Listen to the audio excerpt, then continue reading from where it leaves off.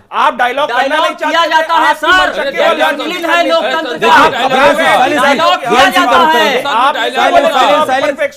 Silence Virendra Singh संसद में dialogue हो रहा है। साइलेंस प्लीज अरे कहाँ हो रहा है? साइलेंस प्लीज नेता पक्ष बोल के चले गए। साइलेंस वीरेन जी, सबसे बड़ी विडंबना ये है कि बीजेपी ने जो स्ट्रेटजी बना ली है, अब जो भी पार्टियां हैं उनसे उनको ना निगलते बन रहा है ना उगलते बन रहा है, इसलिए कि चलिए आप विरोध कर नहीं सकते। सबसे बड़ी बात यह है कि आप विरोध कर नहीं सकते, इसलिए कि एक बड़ा तबका, एक धड़ा नाराज होगा। लेकिन मैं एक बात बोल रहा हूं, जफर अमीन साहब, आपने कहा था, आपने एक सवाल उठाया था कि संविधान की मूल भावना में नहीं था। मेरा कंसर्न ये है कि संविधान की मूल भावना में तो ये भी नहीं था, आरक्षण से संबंधित जो भी चीजें लिखी गई हैं उसमें यह भी नहीं था कि ये सालों साल बिल्कुल अनंत काल तक चलता रहेगा, वो भी तो मूल भावना में नहीं था। उसका तो उस पे हिम्मत जुटाए ना भारतीय जनता पार्टी, क्यों नहीं जुटा रही? उस पे सबको हिम्मत जुटाना चाहिए ना। उस पे इससे पहले वीरेन जी सरकार इनकी ही लाए तो लाके तो दिखाएं। जिसको जो गरीब हैं, जो जीवन में जिन्होंने कभी उजाला नहीं देखा है, अगर उनके जीवन में रोशनी लाने से, कोई कानून लाने से उनके जीवन में फायदा हो रहा है तो उसका स्वागत होना चाहिए,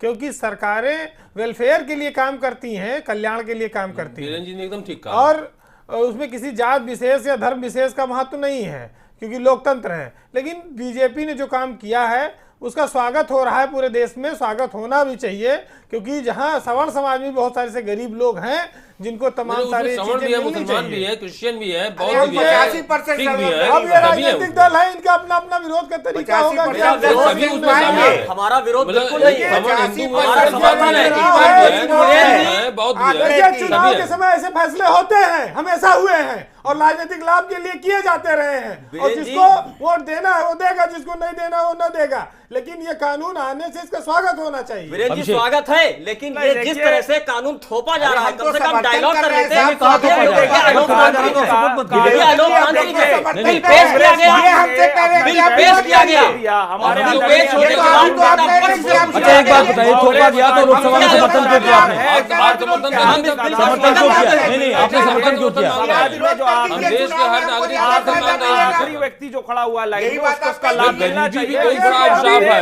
इसका सपोर्ट पार्लियामेंट में किया है। हम भारतीय जनता पार्टी के पुरजोर विरोधी हैं, इनके आइडियोलॉजी के खिलाफ है, मगर ये जनता के लिए, हमने जनता के सपोर्ट पे इस बिल का सपोर्ट किया है, जनता के लिए किया है, इनके लिए नहीं सपोर्ट किया। माहौल पूरा बदल रहा है, माहौल बदल गया स्वागत पूरा। करते हैं, उसके लिए आपका धन्यवाद करते हैं। नहीं, एक उसके बात लिए आपका हम बताइए, स्वागत करते हैं, धन्यवाद करते हैं। एक अब बात- यही बिल अगर 91 में आप ठीक चलाए होते तो 91 से आरक्षण मिल रहा होता यही लोगों बिल आप 2015 लेकिन में 91 लाए में होते आपने तो बिल लाए जो चुनाव देश को लड़ते अधिक होते। को। आप बिल आप राजनीति ना करिए। लाने की वजह क्या रही? कानून की प्रस्तावना, सांसद तक तो घट गए। आप मान्यवर, आप कानून की क्या प्रस्तावना होगी, क्या कानून किस तरह से इंप्लीमेंट होगा, राज्यों में किस तरह से लागू किया जाएगा, रमन जी, केंद्र में किस तरह से लागू होगा, इस पर तो एक बार डायलॉग कर लीजिए। इस कानून पर उनकी सरकार से समर्थन वापस लेने वाले ओपी पांडे अरे इस पर समर्थन वापस नहीं, राम जन्मभूमि समर्थन वापस हुआ था। इन्होंने वापस लिया वीरेंद्र तो सिंह जी समर्थन। राम जन्मभूमि पर पूरे समर्थन देश वापस में हुआ आग था। लगी थी, कितने लोग मरे थे। नहीं, वीरेंद्र सिंह जी राम जन्मभूमि पर समर्थन वापस हुआ था, इस पर नहीं वापस हुआ। अरे अब मंडल कमंडल वाली बात भी आप कैसे छुप रहे हैं सर? अरे मंदिर बन रहा है वहाँ, पूजा हो रही है। ये कहाँ मंदिर बन रहा है? कहाँ मंदिर बन रहा है? मंदिर कहाँ बन रहा है?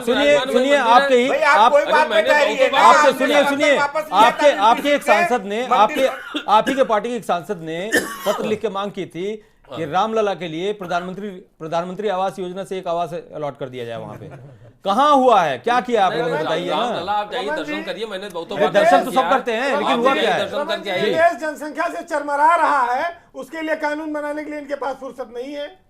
5 साल बीत देखिए, गए। बीरेन जी हम इस बिल का, हम फिर कह रहे हैं बिल का समर्थन, लेकिन कम से कम उसके डूज डोंट प्रस्तावना राज्यों में उसका इंप्लीमेंट, इस पर डायलॉग करने में हर्ज क्या है सर? अरे नहीं होता है सर। 40 दिन बाद चुनाव आप अरे कर रहे हो, सब करेंगे, राज्य चुनाव में जाके करेंगे, वो हम नहीं करेंगे। सर 40 दिन बाद राज्य करेंगे। एक बात बताइए, 40 दिन बाद चुनाव है, आप सर क्या बात कर रहे हैं उसको सर? राज्य करेंगे, हम अरे, नहीं करेंगे। फिर उसको वो सर राज्य कैसे हमने करेंगे जब पास आप वहां से करेंगे? सभी राज्य अपना करेंगे 50% राज्यों का भी जो उसमें संविधान में वो होता व्यवस्था है। हो गई है। नहीं, तो आप ये संविधान के साथ बताइए करेंगे। कि जो रोजगार की आप बात कर रहे थे, आरक्षण दे देंगे, रोजगार आप पैदा नहीं कर पा रहे हैं, जॉबलेस होते जा रहे हैं लोग। सरकारी नौकरियां हैं नहीं, सरकारी नौकरियां हैं नहीं। उत्तर प्रदेश की बात देखिए, उत्तर प्रदेश में सुनिए नहीं, 24 लाख रिक्त पद पड़े हुए हैं। ऐसा है, सुनिए, ऐसा है ओपी पांडे जी जब कोई डिबेट होती है तो उसमें विषयांतर होगा, इसलिए कि उससे आप उसी बताइए, आप विषय से रखिए। संदर्भित है वो। नहीं, विषयांतर आप करिए ना, ये क्यों कर रहे हैं? हाँ, आप मैं वही करिए। बता रहा हूँ। आप देखिए, पूछिए, मेरा मैं जवाब कंसर्न ये दूंगा। है कि अब से कुछ समय प्रवक्ता पहले इसलिए मुख्य कर रहे हैं, सचिव की तरफ नहीं, से वो तो करेंगे। मुख्य सचिव की तरफ से सारे डिपार्टमेंट्स को पत्र लिखा गया था कि कहीं भी किसी भी विभाग में अगर नियुक्ति की जा रही है तो वो कॉन्ट्रैक्ट बेसिस पे किया जाए, यानी कि रोजगार सृजन नहीं हो रहा है। आउटसोर्सिंग, तो रोजगार आउटसोर्सिंग सृजन सर। जब नहीं हो रहा है तो इसका पार्लियामेंट में बेनिफिट अनुप्रिया कहां मिलेगा? पटेल ने बोला, इसलिए ये जारी चल हाँ, रही है सर। एक जगह है, देखिए सरकारी विभागों एक में जगह है, ठेकेदारी नहीं चल रही एक है, जगह चल रही है है। एजुकेशनल इसमें तो इंस्टीट्यूशंस आरक्षण में भी इस रिजर्वेशन का प्रावधान है। एक जगह है एजुकेशनल इंस्टीट्यूशंस में भी इस रिजर्वेशन का प्रावधान है। देखिए, सवाल इनकी मंशा को लेके नहीं है, सवाल इनकी टाइमिंग को लेके है। देखिए, बहुत अच्छा कदम है ये, डेफिनेटली सवर्ण समाज और सारे लोग इसका सराहना स्वागत करते हैं। करेंगे, हम सराहना सारे लोग करते हैं। स्वागत करेंगे। लेकिन कुल मिला जुला के नौकरियां हैं नहीं, नौकरियां आ नहीं रही हैं, तो ये रिजर्वेशन का फायदा मिलेगा कहां और कैसे मिलेगा? रमन जी, दो चीजें फायदा मिल जाए। एक तो एक मिनट, ओपी शिक्षा पांडे और बोलो। नौकरी दो जगह का आरक्षण है। तो शिक्षा में एक तो मिलेगा, जब शिक्षा आदमी ग्रहण करेगा तो वो प्राइवेट सेक्टर में जाएगा, स्वरोजगार भी करेगा। अगर कोई IIT IIM से पढ़ेगा तो कहीं भी जाकर के रोजगार कर सकता है, ऐसा नहीं है। और दूसरी चीज ये है, नौकरी जो भी चल रही है उत्तर प्रदेश में, हम लोग आपको भर्ती करने जा रहे हैं, अभी करने अभी जा तक रहे वो पद नहीं हैं। भर पाए इसमें लाभ आप मिलेगा। नौकरियां नहीं हमने- पैदा हमने नहीं जब कर से पाए। सरकार किसमें आई भर्ती है, करने जा रहे हैं? 1 लाख भर्ती करने रमन जी, जा रमन जी, रहे हैं। रमन जी, सुनिए, इसी पे आइए, किसमें भर्ती करने जा रहे Jobless growth हैं? हो रही है। जो सुनिए, BED का 2011 का मामला लटका हुआ है, शिक्षा मित्रों का मामला लटका हुआ है, अनुदेशकों का मामला लटका हुआ है, सारे मामले लटके हुए हैं। दूसरी बात, एक एग्जामिनेशन ऐसा नहीं हुआ है जिसमें पेपर लीक नहीं हुआ है या जिसमें कहीं ना कहीं सॉल्वर का इन्वेस्टमेंट हुआ है। रमन जी, एक मिनट, सिर्फ एक दूसरे मिनट। के एग्जाम हो चुका है, रिजल्ट आने वाला है। शिक्षक भर्ती उसी का तो पेपर लीक हुआ था। अभी सहायक अध्यापक की भर्ती थी, दूसरा अभी पुलिस 4 की दिन भर्ती हम पहले, करने जा रहे सुनिए, हैं। रिटर्न में उसका कितना पेपर फर्जीवाड़ा व्हाट्सएप पे लीक हुआ निकला था और उसी वोट में पे संज्ञान लिया। एसटीएफ ने मेरठ से गिरफ्तारी की है और एसटीएफ ने तमाम जगहों से। एक परीक्षा आप बता दीजिए जो हुई हो और जो बिल्कुल फ्लॉलेस हुई हो। नहीं, जो बिना देखिए, अभी लीके- हम ये नहीं कहते, ओपी बिना पांडे जी, लीकेज सपा कोई सरकार बैठा है, बताइए। तो बहुत जगह पांडे हम लोग जी, नहीं, सिस्टम ओपी पांडे जी, सुनिए, सपा सपा इसमें के बोलने लोग के बहुत अधिकारी जगह नहीं है। बैठे थे, इन्होंने जो एक गड़बड़ियां मिनट, की थी। सपा अरे बोल- साहब, बिल्कुल- आपके मुंह नहीं, पर नहीं, नहीं, नहीं, रमन जी, ओपी रमन पांडे जी, नहीं, नहीं, नहीं, ओपी पांडे जी, ओपी आपके पांडे जी, मुख्यमंत्री जी ने ओपी कहा पांडे जी, कि नौकरी है, नहीं। उत्तर प्रदेश में युवा योग्य नहीं है। नौकरी सुनिए, युवा योग्य जफर नहीं अमीन है। साहब, आपके मुख्यमंत्री सुनिए, ने कहा। जफर अमीन साहब, सपा इसमें बोलने के अधिकारी नहीं है, इसलिए कि आपके शासनकाल में लोक सेवा आयोग पर भी भर्ती घोटाले के दाग लगे हैं। टीचर लोक और सेवा आयोग सुनिए, अध्यक्ष बन अरे गया भाई, था। ये तो एक जांच रातों करा रात रहे कोई हैं। सॉल्वर गैंग पैदा हटाया नहीं होता है। सुप्रीम कोर्ट ने रातों हाई रात कोर्ट कोई ने सॉल्वर हटाया। गैंग पैदा नहीं होता है। जांच की जरूरत है, हाईकोर्ट ने हम तो हटा दिया नौकरी था। दिए ना, वीरेंद्र जी। उत्तर प्रदेश के लोग नौकरी हाँ, पाए नौकरी ना। आपने यादव को केवल दिया। रमन जी, मुझे लीजिए। को लूट लिया। बोलिए, आप बोल सकते हैं, कभी बोल। रमन जी, अभी हमारे बीजेपी के प्रवक्ता ने कहा सरकारी नौकरी नहीं है, प्राइवेट नौकरी। मैं कॉर्पोरेट सेक्टर की एक बात आपके सामने खोल के रख दूं, हमारे उत्तर प्रदेश के 90% बच्चे कॉर्पोरेट सेक्टर में जॉब के लिए उत्तर प्रदेश के बाहर पलायन करते हैं, बाहर जाते हैं। तो वहां क्या बर्ताव होता है, चाहे महाराष्ट्र के आदरणीय राज ठाकरे जी हो, चाहे गुजरात के माननीय कोई भी XYZ हो। मैं आपसे एक बात कहता हूं, ये डाटा है, ये फैक्ट्स है, आप बताइएगा, मैं आपके सामने आपकी टेबल पे रख दूंगा। उत्तर प्रदेश सबसे बड़ी फैक्ट्री बन गई है BTech, MTech, MBA, BBA, BCA, BCom, MCom, graduate, post graduate पैदा करने वालों की हर साल। लेकिन ये ग्रेजुएट होने के बाद उत्तर प्रदेश में पढ़ी लिखी जो इनके जो डिजर्व करते हैं वो नौकरी नहीं पाते, ये अपने प्रदेशों से बाहर प्लान करते हैं। आप बता दीजिए, मानिए जी, सवाल लीजिए, आप हमारी सरकार है, सुनिए कि सरकार के सवाल लीजिए। आपने 4 लाख इंफ्रास्ट्रक्चर के नाम पे क्या किया? सपा बसपा सरकार अरे आप तो भाग नहीं सकते, आप आपने इंफ्रास्ट्रक्चर के नाम पे उत्तर प्रदेश में माननीय नरेंद्र मोदी जी ने IIT क्यों नहीं बढ़ाया, IT सेक्टर को क्यों नहीं बढ़ाया? 5 साल हो गए, लोकसभा का चुनाव लड़ना था, आपको उत्तर प्रदेश दिखता है, उत्तर प्रदेश के बच्चे बाहर जाते हैं, मारे जाते हैं। आप बताइए, आंदोलन से निकाल जॉब्स यहाँ तक लेकर आए, जॉब्स इंफ्रास्ट्रक्चर के नाम पे आपने क्या किया, आपने क्या दिया हमारे प्रदेश में? लखनऊ में आपने क्या दिया? आज गांव-गांव बिजली दे रहे हैं, अभिषेक जी, अभिषेक जी, सड़क सर, गांव-गांव दे उत्तर रहे प्रदेश के हैं, नौजवान शौचालय जॉब गांव-गांव के दे लिए रहे नहीं हैं। करेगा। गांव में आप गांव सीधे में सीधे गांव में इंफ्रास्ट्रक्चर आप प्रचार प्रचार करने करते हैं। पैसा बर्बाद कर दिया जनता का। IT सेक्टर हम ग्रोथ क्यों नहीं कर पाए? पैसा आपने बर्बाद किया प्रचार में। मेरी बात सुनिए, ओपी पांडे से ये सवाल पूछने से पहले जिन सरकारों का शासनकाल रहा है यहां पर, उनसे पूछा जाना चाहिए कि उस समय क्या डेवलपमेंट हुआ, इंफ्रास्ट्रक्चर क्या बढ़ा। मैं सर बताता हूं। मैं बता रहा हूं, एक मिनट सुनिए, अरे मेरी बात आपकी सरकार कभी सुनिए। रही जफर थी, आप अमीन क्या साहब, बताएंगे? मैं आपसे सवाल कर आपकी रहा हूं, सरकार आप रही है पूरा क्या सुनिए। कभी? आने वाली है, आप चुनाव में सुनिए, सुनिए, सुनिए। एक विधायक तो वो भी चला गया, आप सुनिए, सांसद कोई है नहीं आपका। अब आप इतने एक बड़े मिनट, आदमी हैं एक सर, मिनट, एक आप मिनट। इतने आप बड़े आदमी एक हैं, मिनट, सरकार एक खरीदने मिनट, में विधायक की एक हैसियत सांसद क्या कोई है? है नहीं एक आपका। मिनट सुनिए, अरे जफर आप अमीन इसी साहब, बताइए। एक भाई, मिनट, आपको जफर अमीन बोलने साहब का सुनिए। अधिकार था जब जफर- आपके 2 ही सांसद थे सर, इस जफर देश अमीन के साहब, अंदर। जफर अमीन साहब, ऐसा नहीं है, सुनिए, लोकतंत्र जफर अमीन है। साहब, मैं एक छोटी बात कर रहा हूँ। सरकार ने क्या किया ये कहां बताया? जफर अमीन साहब, सरकार ने क्या किया ये कहां बताया? एक मिनट मैं बता रहा हूँ। जफर अमीन साहब, आप गोरखपुर से बिलोंग करते हैं। गोरखपुर में गीडा कब बना था? उसी वक्त शायद जब नोएडा बना था जी, या उसके आगे पीछे बना होगा। नोएडा आज की तारीख में पूरे उत्तर प्रदेश में सबसे ज्यादा रेवेन्यू कलेक्शन का और सबसे ज्यादा इंडस्ट्रियल ग्रोथ का एक जरिया है। और गीडा की क्या हालत है? गीडा की यह हालत क्यों हुई? आपके कांग्रेस के उस समय, कांग्रेस का शासनकाल था, वीर बहादुर सिंह ने गीडा का गठन किया था। गीडा में इंडस्ट्रीज मर गई इसलिए कि उनको बिजली तक नहीं मिलती थी। दोष किसका है? गीडा क्यों नहीं डेवलप हुआ? क्यों सफाई क्या डेवलप हुआ? गीडा को डेवलप होना चाहिए था ना। देखिए, हमारे ही पीरियड में उसकी वैल्यू बढ़ी है, हमारे ही पीरियड में वहाँ वैल्यू बढ़ने से क्या मतलब? बिजली का सारा अरे वहाँ केवल हमारे पीरियड में हुआ है, फैक्ट्रियां बंद हो गई वहाँ पे, और उस पे खास ध्यान दिया गया है फैक्ट्रियों की जगह पे। नहीं, गीडा के डेवलपमेंट में पूरा ध्यान दिया गया। वहाँ बिजली का मैं नहीं प्रॉब्लम नहीं पैदा हुआ हमारे साथ। और जहाँ तक नौकरी की बात कर रहे हैं, हमने नौकरी दिया है तब ना आप जांच करा रहे हैं। अब आप नौकरी मतलब आप गलत लोगों को नौकरी देंगे, जांच कराते रहेंगे। सरकार आएगी तो हम क्या जांच कराएंगे आपकी? आप बताइए ना। नहीं, सुनिए, अभी हमारे रमन जी ने बहुत जिम्मेदारी वाली बात की है। सुनिए, अब आप दोनों लोग सुनिए प्लीज। और आपने आप लोग सुनिए भाई, 9.5 करोड़ लोगों को नौकरी दिया होता सरकार तो बताएगा 3 करोड़ लोग आप लोग सुनिए भाई। अभिषेक राज और अभिषेक तो लाखों नौकरियां दे रहे हैं। कहाँ दे रहे हैं? बताइए ना। अरे साहब सुनिए, उतना आजादी के बाद आज तक किसी सरकार में नहीं लीकेज हुआ। फैक्ट सुनिए सर। आप दोनों लोग सुनिए, इसलिए कि एक की सरकार है, एक की सरकार चली गई। आप दोनों सुनिए सर, फैक्ट्स की बात सुनिए।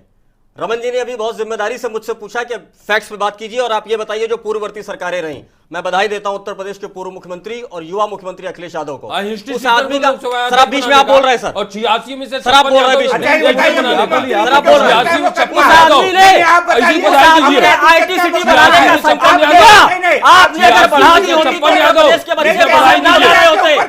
आगरा एक्सप्रेस वे सभी लोग हटाएंगे, हवाई जहाज बने, आप बनाइए 10 किलोमीटर की रोड बनाइए तो आप बधाई दीजिए। आपके बधाई डिप्टी चीफ मिनिस्टर वही चीफ मिनिस्टर था। आप बताइए, आपने जो आईटी सिटी बन रही थी, आपने उसकी फंडिंग क्यों रोकी? किसकी बन रही आईटी सिटी जो बन रही थी सुल्तानपुर रोड नहीं पे। है। अरे आप क्या बात कर रहे हैं? पार्लियामेंट में जवाब दें कि 2 करोड़ रोजगार की जो उन्होंने क्या बात कर रहे हैं? सवाल उठाइए, साबित करें कि पूर्वांचल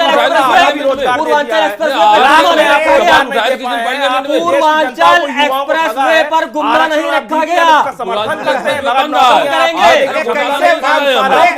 हम लोग आपसे हम चौथाई पे से काम कर रहे हैं। आप लोग लूट कर रहा था, उन्होंने वन टैक्स वन नेशन की बात करते हैं आप लोग लूट कर रहे वन टैक्स वन नेशन की बात करते हो। वन टैक्स वन नेशन का है, करने वाले वन टैक्स वन नेशन की बात करते हो। जब आदमी गाड़ी लेता है टैक्स क्यों लेते हो? वन टैक्स वन नेशन की बात करते हैं, जब आदमी गाड़ी लेता है टैक्स लेता है। इंडस्ट्री बंद हो गई। देखिए रमन जी सुनिए, एक अच्छा सवाल है। सुनिए सर, सुनिए, अरे सुनिए सर, सुनिए मान्यवर शहर की घटना, अरे मान्यवर सुनिए, इनके मान्यवर सुनिए, जफर अमीन साहब, अभिषेक चौहान कुछ बोल रहे हैं। वन टैक्स वन नेशन की बात आपके प्रधानमंत्री, आपके वित्त मंत्री हमने लागू किया जीएसटी। अरे छाती, हाँ लागू किया वन टैक्स वन नेशन। जब गाड़ी लेता है आदमी तब टैक्स दे देता है, रोड टैक्स। आप टोल टैक्स क्यों लेते हैं बार बार? बताइए। टोल टैक्स हमने शुरू किया क्या? अरे तो बंद तो आप हर चीज चुनाव के पहले आपने क्यों संशोधन किया? टोल टैक्स इससे पहले नहीं लिया जाता था क्या? जितने लोग बिना सोचे समझे बैठे आप ले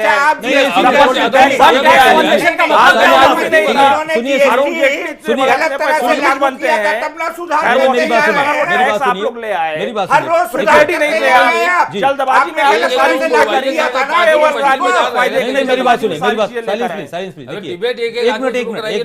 एक मिनट देखिए, ये टोल टैक्स वाली जो आपने बात कही है अभिषेक चौहान जी, ये टोल टैक्स वाली आप लोग को जानकारी शायद नहीं होगी या होगी।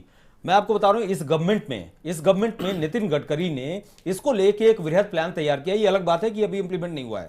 ये प्लान ये है कि एक कैलकुलेशन है, उस कैलकुलेशन में ये निकाला गया कि जो भी ट्रक्स हैं या जो भी वाहन है, डीजल व्हीकल्स हैं, जो टोल टैक्स पे डिफरेंट एरियाज में पूरे देश में रुकते हैं, उनके रुकने की वजह से जितना डीजल खर्च होता है और वो डीजल सब्सिडाइज्ड होता है, वो उसकी वजह से गवर्नमेंट को जितना रेवेन्यू का लॉस होता है। तो एक उन्होंने प्लान ऑफ एक्शन बनाया था जो अभी इंप्लीमेंट नहीं हो पाया है, कि जैसे आपने देखा होगा कि एक वन टाइम पे करके एक चिप लग जाएगी आपकी गाड़ी पे और आपकी गाड़ी बिल्कुल थ्रू हो जाएगी। ये अगर इसको इंप्लीमेंट कर देते हैं तो डेफिनेटली ये बहुत अप्रिशिएबल चीज होगी और बहुत अच्छी चीज होगी। इस दिशा में इन्होंने सोचा है, ऐसा नहीं कि नहीं सोचा है। खैर हम कॉमर्शियल रन पे ले, हमें ऑब्जेक्शन अरे साहब, सबसे ज्यादा टीका किसका है? इस देश के अंदर नितिन गडकरी जी का नुकसान ज्यादा हो रहा है। यूपी में सबसे ज्यादा ठेका किसका था पहले? उनका नुकसान ज्यादा हो रहा है, नहीं चाह रहे कि ज्यादा देर गाड़ी अभी यूपी में खनन घोटाले की ये जांच हो लोग रही है, हमेशा वो राष्ट्र से जोड़ के, राष्ट्र के फायदे से जोड़ के पूछ ले, अपना उल्लू सीधा करते हैं। पूछ ले, अखिलेश यादव चोर नहीं है जी, पूछ ले, चलेगा। अरे पूछ ले, कब जांच करेंगे? पता चलेगा। अरे भाई, सारी चलने के लिए तैयार है, कब पूछेंगे? सारी सीबीआई ने क्या किया व्यापक है? पे शिवराज से आपके कब पूछवाएंगे? अधिकारी अभी उसमें वो involved सब थे। पता व्यापक पे जांच कब आप होगी? राष्ट्रीय सब सुरक्षा सामने में आएगा। आप बैठे हैं। हो गई है। सुरक्षा सब का सामने काम आएगा। आप बैठे हैं। 2017 में अभी तो सांसद देख के लिए लिया, हत्या कांड हुआ था, सामने राजनाथ सिंह ने आएगा। कहा था गृह मंत्री रहते हुए चोर साहब कि तो सत्ता तय हो पर गया, जाएगा। सब सामने आएगा। जो आलोक वर्मा जी का जो केस जो लोग जो होगा। जो अरे सर, आप सारी तैयार जगह करिए, कौन चोर कौन आपके वली? बारे में है। दागदार और दामदार आप होता है, लोग सभी नहीं बनते जैसा कौन सोचता चोर है। एक मिनट मछली बाजार चलेगा क्या यार? Silence silence silence silence Raman ji, एक मिनट, बड़ा एक अधिकारी मिनट, छोटे आप अधिकारी चलवा को रहे कह रहा हैं है वो कि चोर। मछली बाजार की सुनिए, माहौल है। सीबीआई पे हमें भरोसा नहीं है, सीबीआई के 2 अधिकारी खुद ही एक दूसरे को नहीं चोर सुनिए चोर बता रहे हैं। सुनिए जो किस सवाल CBI की बात कर जो रहे हैं? सवाल ओपी पांडे जी से पूछना है आप लोग एक एक करके पूछ लीजिए। मैं कह रहा हूँ बोलिए। कि सीबीआई की बात मानने पर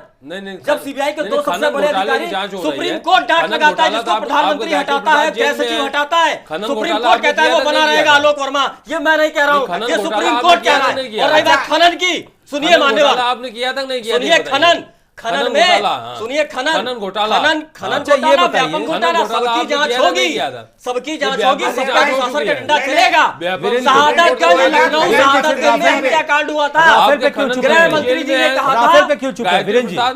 व्यापक वीरेंद्र जी, सुप्रीम कोर्ट का मामला हुआ है। वीरेंद्र जी, वीरेंद्र जी, प्रधानमंत्री की हिम्मत नहीं है पार्लियामेंट में आके राहुल वीरेंद्र जी, जवाब दे दे, जुमलेबाजी करते हैं। एक मिनट, एक सवाल वीरेंद्र जी से। इसीलिए चुप है। एक सवाल वीरेंद्र जी से, कल राहुल गांधी ने ट्वीट किया नामदार था। हैं ये सुनिए, लोग। व्यापम पर जो और है चोर तो तो हैं। हरिभाई चौधरी किसके मिनिस्टर हैं? सुनिए, पैसा लिया एक उन्होंने ट्वीट कल डायरेक्टर वाले मामले में क्लियर हुआ कि नहीं हुआ? अभी इसी सीबीआई डायरेक्टर के मामले अरे में किस हरिभाई सीबीआई डायरेक्टर चौधरी खुद ही एक दूसरे को चोर चोर अब बता तो रहे हैं। सुप्रीम कोर्ट ने वो फैसला आलोक लगा चोर बता रहा है, दिया। वो जेल दिया आलोक जेल वर्मा जाएंगे। को। आप लोग जेल जाएंगे, अभी देखते रहिए। अरे अरे हम भाई, जेल जाएं, हम विदेश जाएं। अरे भाई, जांच एजेंसी आपके व्यापम पास में है। आप लोग अमित शाह जी जाने का वाले हैं। अरे कैसे Virendra ji, CBI? Silence please, Virendra ji को सुनिए। दो लोग साइलेंस प्लीज, वीरेंद्र जी को दो सुनिए। लोग वीरेंद्र जी आपस में बोलिए। एक दूसरे की सिर्फ उठौल कर रहे साइलेंस प्लीज, हैं। साइलेंस काहे प्लीज, नहीं? साइलेंस प्लीज, साइलेंस डिबेट आप वीरेंद्र करा जी। रहे हैं। सरदार तुम्हारा, मन में आए बोले। शासन नहीं, तुम्हारा, नहीं, सब आप इस तुम्हारा, तरह की काहे बात की कर रहे सीबीआई? हैं। देखिए ओपी आप पांडे डिबेट जी, लायक बात आपको ही भी नहीं जो कर मन में रहे आया हैं। था आप बोलते हैं, तो मैं यहाँ किसी को रोकूंगा नहीं। ये तो नहीं, ओपन जोर डिबेट है कह दिया, ना। सर। ऐसा थोड़ी है कि बारी बारी जोर। रिले रेस नहीं होती है ये। अगर आपके कहने से नहीं नहीं, जोर नहीं ये होना रिले है। रेस थोड़ी होती है कि आप बोलेंगे तो कोई नहीं बोलेगा जुमले और कोई बोलेगा तो आप बोलते इस्तेमाल रहेंगे। कर रहे हैं, उस पर आप बीच में अपनी नहीं बोल नहीं रही नहीं है। नहीं, कोई नहीं बोलेगा। डिबेट को वीरेंद्र जी, विषय आप विषय वीरेंद्र जी उठाएंगे बोलिए, तो बात रखा जाए। वीरेंद्र जी आपके बोलिए। तो आप तरीका साइलेंस बोलो, प्लीज, जफर बोलेंगे। जफर अमीर साहब, जो साइलेंस। सलीका है वो तो आप इस्तेमाल करिए। आप जो साइलेंस। जुमले इस्तेमाल कर रहे हैं वो जुमले राजनीति में नहीं इस्तेमाल होना चाहिए। Silence please. सब जगह छेद है और एक दूसरे के छेद को उजागर करने में एक दूसरे लोग लगे हैं। लेकिन देखिए रमन जी, इस देश को नौकरियों की जरूरत है, तरक्की की जरूरत है, रफ्तार की जरूरत है। लेकिन हम लोग जब से पैदा हुए ना तो किसान की आय दुगना हुई, सुनते आ रहे हैं, और ना कभी 6% 7% से ऊपर जीडीपी जाती है। किसान की बात सब करते हैं। और इस देश में राजनीति के नाम पर, आरक्षण के नाम पर बवाल होना, आंदोलन होता है। लेकिन आज जो चीज हुई है, इसकी मांग सिर्फ इसलिए कोई नहीं करता था या इसलिए ये चीज नहीं लागू पाती थी कि ये सवर्णों का मामला है, दलित न नाराज हो जाए। लेकिन सवर्ण समाज में तमाम ऐसे गरीब लोग हैं जिनके लिए आज भी 100 रुपए का नोट बहुत महत्वपूर्ण है, जिनके घरों में पैसा नहीं है, जिनके घरों में रोजगार नहीं है, खाने की व्यवस्था नहीं है। तो ये जो चीज आई है, इसका स्वागत होना चाहिए। पूरे देश में इसका लोगों ने स्वागत किया है। एक ये बात कानून बनेगा कि नहीं, लेकिन हिम्मत दिखाना भी बड़ी बात है। बिल्कुल बात नहीं, लेकिन उसके पीछे मैं एक जो सर्कमस्टांसेस देख रहा हूं उसका एक बहुत बड़ा रोल है। आप एक चीज देखिए कि यही बीएसपी जो सवर्णों के विरोध में और सवर्णों के अत्याचार को उजागर करके उसके विरोध में जिसका उदय हुआ था, वही बीएसपी किस तरह से बदलने लगी, वही बीएसपी अब सबके विकास की बात करने लगी। तो कंसर्न ये है कि आज की तारीख में देखिए लोकतंत्र की शक्ति है आज रमन की जी तारीख में देखिए आज की तारीख में ये साइकिल चेंज हो रहा है। नहीं वो बीएसपी और पहले से कहती रही, वो आज आपके बिल लाने के बाद नहीं कह रही है। तो आज बीजेपी ये हिम्मत नहीं दिखाती, मैं आपको बता रहा हूँ ये साइकिल चेंज हो रहा है। और अगर साइकिल चेंज नहीं होता तो जैसे ही अनाउंसमेंट किया इन्होंने कि सवर्णों को 10% आरक्षण देंगे, मायावती को प्रेस कॉन्फ्रेंस करके इसको अप्रिशिएट नहीं करना पड़ता। ये पूरा साइकिल चेंज हो रहा है, ये पूरा सर्कमस्टेंसेस चेंज हो रहा है। और आज की तारीख में सत्य यही है कि सवर्णों की उपेक्षा भी नहीं हो सकती, जैसे दलितों की उपेक्षा नहीं हो सकती वैसे सवर्णों की उपेक्षा भी नहीं हो सकती। और यही वजह है कि नहीं रमन जी, इसमें सवर्ण भी है, मुसलमान भी है, ईसाई भी है, सिख भी हैं, सभी हैं, जो भी गैर आरक्षित हैं सभी लोग शामिल हैं इसमें। केवल हाँ 10% में सब आ गए हैं, जाट गुजर उजर सब आ गए हैं 10% में। अच्छा आज आप लोगों ने टाइम देखा नहीं लगता है,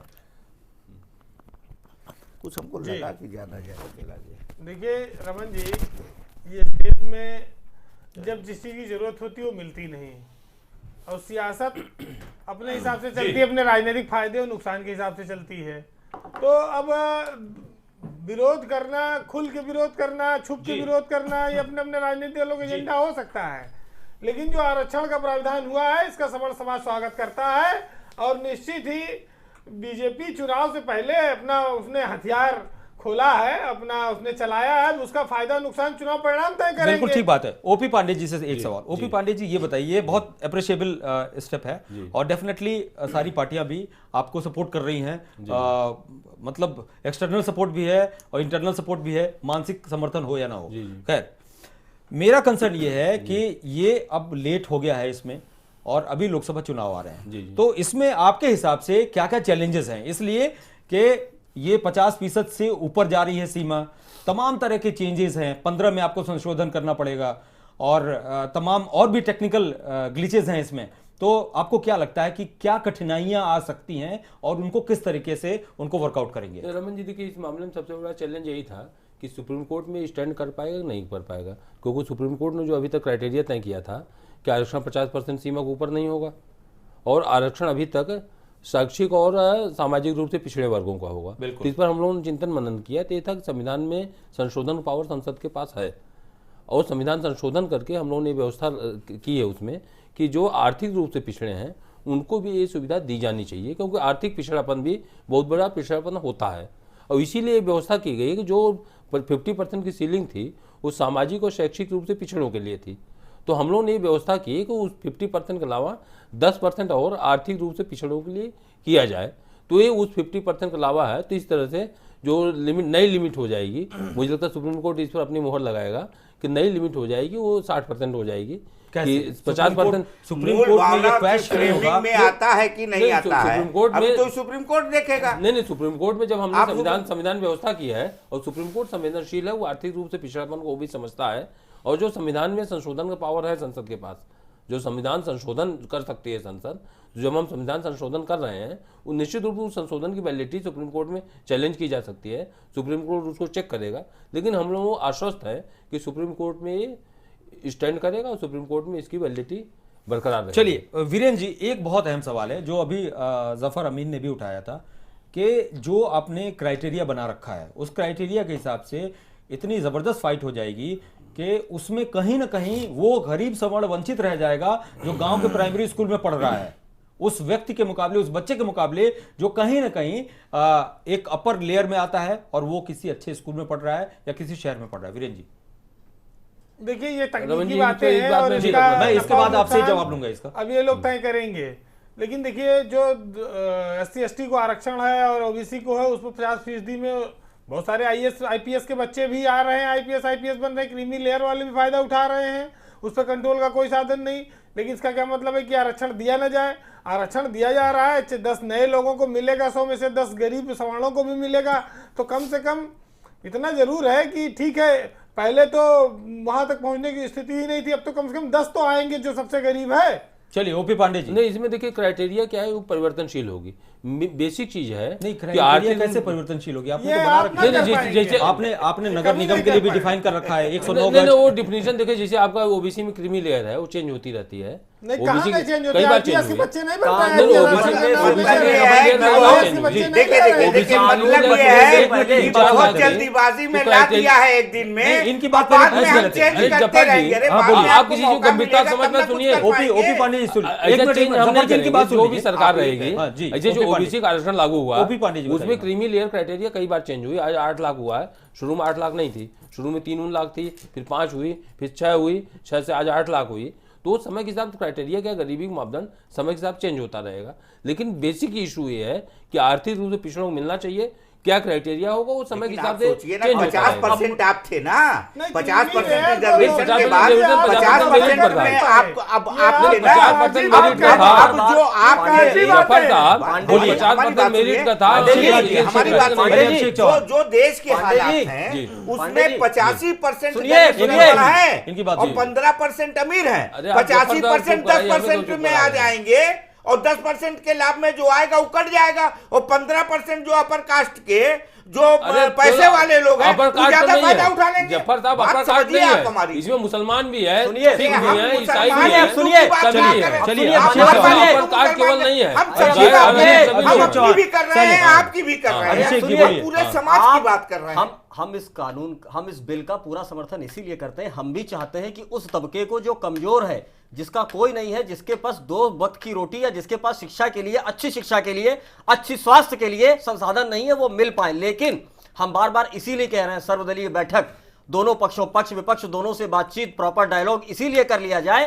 कानून बन गया, कानून कमजोर रहा तो गरम रसगुल्ला मुंह में रखने वाली बात होगी, ना खाते बनेगा ना निकालते अभिषेक, बनेगा। अभिषेक जी, इसीलिए बार संसद से बार बड़ी कह कोई बैठक होती नहीं, संसद में नहीं, बैठक हो रही ये है। गलत बात है। संसद में बड़ी कोई बैठक मैं इस होती बात है। अरे भाई, पे इनका संविधान भी समर्थन कुछ करता है, हूँ। आपको सुप्रीम बैठ कोर्ट के कुछ है, सर्वदलीय बैठक बुलानी संविधान चाहिए, की और क्या बैठ बैठक के बुलानी चर्चा है? करनी चाहिए, अभिषेक राज को बोलने दीजिए। चर्चा करनी चाहिए। चर्चा करने के बाद उसमें जो बेस्ट पॉसिबल हो सकता है वो उसमें लेकर आना चाहिए, क्योंकि देखिए ये डेमोक्रेसी है, तमाम पार्टियां होती, तमाम राय होती, सारी राय को लोगों ने आप तो देश को समर्थन दिया, लेकर हम साथ एकजुट हैं करके आपके। अगर आप लेंगे तो वो और अच्छा आएगा। जिस डायलॉग तरीके में से कोई आप प्रॉब्लम ही जीएसटी नहीं होनी लेकर आए, चाहिए, हम साथ हैं। जल्दबाजी में फिर उसमें संशोधन आप लेकिन करते जा रहे हैं, प्रॉब्लम ये है, घटाते क्रेडिट बढ़ाते जा आप रहे हैं, कैसे वो लेंगे? नौबत ना आए, क्रेडिट। क्योंकि ये देश की जनता का सवाल है। आपको राजनीति तो आप कर ही रहे अच्छा, हैं, वो एक एक बात अलग बताइए, बात है। देखिए, एक- मगर आपको ये भी ख्याल होना चाहिए कि जो आखिरी कतार में आखिरी व्यक्ति जो खड़ा हुआ है उसके लिए हो रहा है, उसको फायदा कम से कम इससे मिले। अरे उससे फायदा उसका मिलेगा, फायदा अभिषेक जी, नहीं, कोई नहीं, और ना खा मुझे जाए। मुझे मुझे मिलेगा, बताइए, निश्चित रूप से मिलेगा। नहीं मुझे बताइए वीरेंद्र जी, मुझे वही डाउट है जो 8 लाख की सीमा आपने निर्धारित करके रखी है। 7,99,000 जो है वो भी 8 उस लाख लिमिट में आ रहा ओबीसी में है है। रमन जी, एक- ओबीसी में हाँ, क्रीमी हाँ, लेयर वो- 8 लाख पर ही है। मेरी ये बात सोचे सुनिए, हैं कि मेरी बात उसी सुनिए के ना। बराबर रहे, 7,99,000 हो जाएगा तो बवाल हो एक मिनट जाएगा। जफर अमीन साहब, मैं वीरेंद्र जी से सवाल कर रहा हूँ। वीरेंद्र जी, 7,99,000 जो पा रहा है वो भी उसमें आएगा,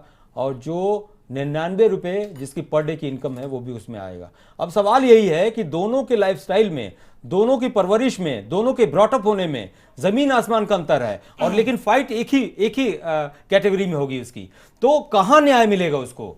ये एक बहुत बड़ा सवाल है। भीड़ तो स्वाभाविक है, क्योंकि 80% लोग इसमें कवर हो रहे हैं, और जो क्रीमी लेयर के है और उसके ऊपर है उसको तो ज्यादा अच्छा अवसर मिल जाएगा।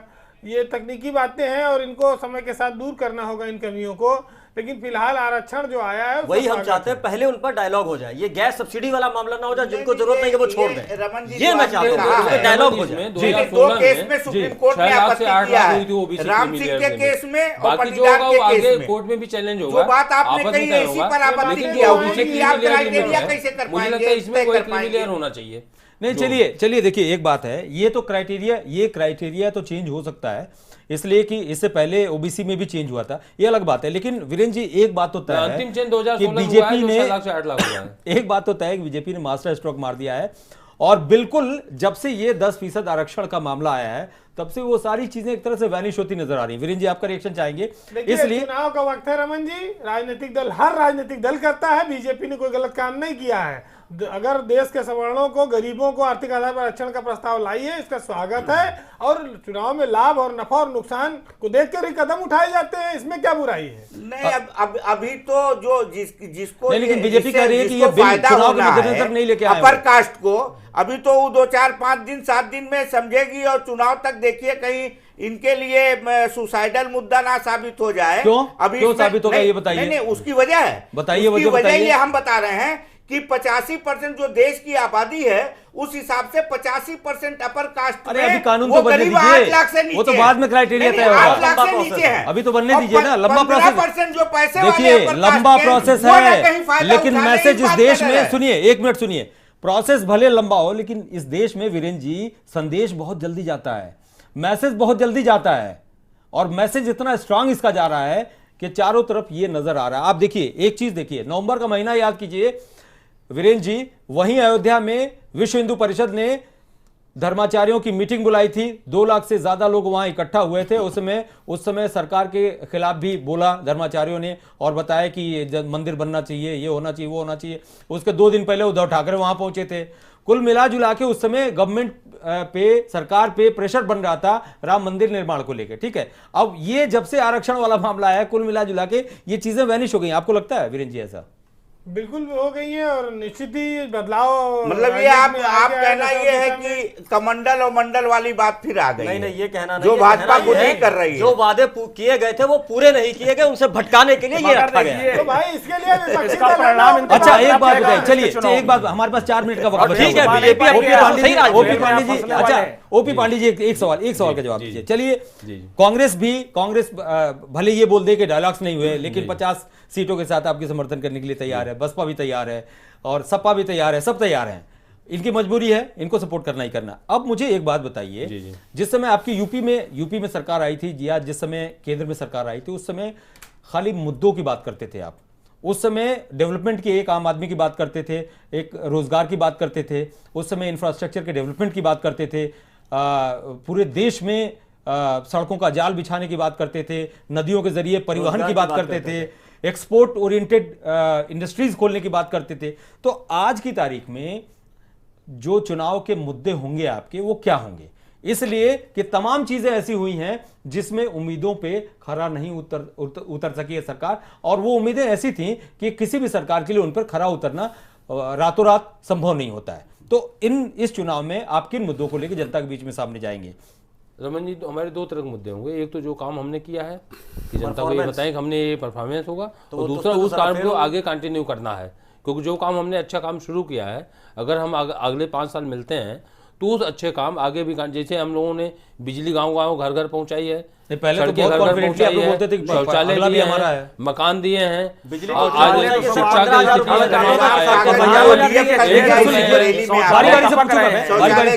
शौचालय की बात आप कर रहे हैं। अभी बरेली जो में बने आप उसकी बात कर रहे हैं। प्रधानमंत्री के क्षेत्र में गोदिया गांव में शौचालय टपक रहे हैं। क्या शौचालय की आप बात आप करते हैं? गांव जाके देखिए आप- अभिषेक अरे जी, हम गांव जाके आप गांव देखते हैं, हम जाते गांव में ही हैं, रहते देखिए, हैं। आप आप चलिए, चलिए, चलिए, शौचालय टपक जफर रहे अमीन हैं। साहब, बदहाली हो गई है जी प्रधानमंत्री लास्ट इलेक्शन के लास्ट इलेक्शन 40 मिनट